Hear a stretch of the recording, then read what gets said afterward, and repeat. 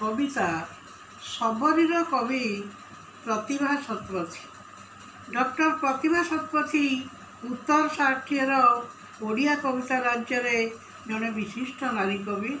कटक जिलार सत्यभामपुर में जन्म ये कविंकर ओडिशा शिक्षा विभाग जड़े अध्यापिका भाव में सुनाम रही। कविता संकलन मध्य अष्टजन्मर एलिजी, ग्रस्त समय, साहाड़ा सुंदरी, नियत वसुधा, निमिषे अक्षर, महामेघ, सबरी, एक एक माइल खुंटी, कल्पनार अभिषेक संदर्भ पाई से उत्कल विश्वविद्यालय पीएचडी पाई। निमिष अक्षर कविता संकलन पाई ओडिशा साहित्य एकाडेमी पुरस्कृत, सबरी पाई सारला पुरस्कार पाई। सफल अनुवादिका भावे जनाशुना।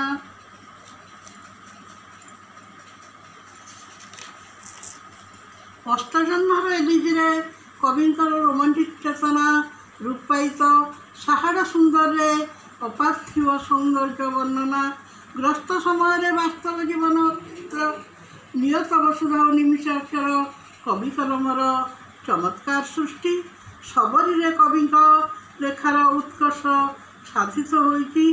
सबरी कवि आध्यात्मिक चेतना तरंगायित। कवि कहती व्यक्तव्यर परिचय कविता ही देपर।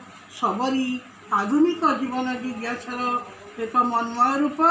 कवि भाषा आकाश केते रंग तार निहारिका, केते छाई केते दीर्घश्वास, काकर लुहर श्रवण, सांसारिक मनुष जीवनर दुख जंत्रणा हताश सबुकु रूप दियंती कवि। कवि भाषा ना गोठ ना घर द्वार आउ कौन किछि मन रहे। सबरी कविता संकलन पाठक मनरे सृष्टि करे एक चमत्कार आलोडन। सबरी भितर कविंकर संसारी जीवन मुक्ति पाइबार व्याकुलता अनुभव हुए। कविंकर सबासन पुओ कवितार एक पुत्र पई जननीर अभिप्सा स्पष्ट बारी हुए।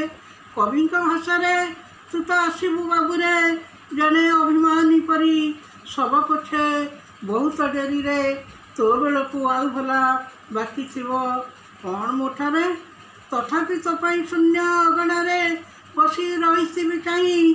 कवि डॉक्टर प्रतिभा शतपथी जड़े अग्रगण्य नारी कवि, आधुनिक ओडिया कवितार जड़े सफल स्रष्टा। Please subscribe my channel.